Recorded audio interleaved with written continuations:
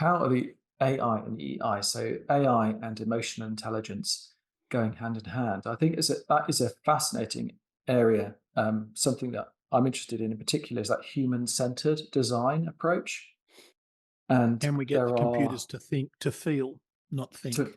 well feel, or at least they could imagine if the AI could detect and model stress in the user, in the human controller. I think something that always comes up as a big part of any change is the risk of additional cognitive load on the controller or the assistant, and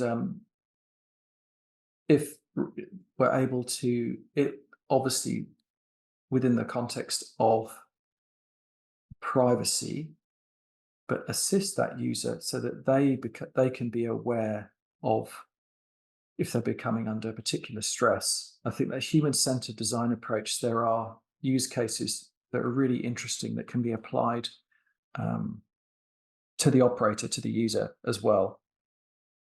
A more fun example I heard about recently was in a Zoom call or a Teams call with your team,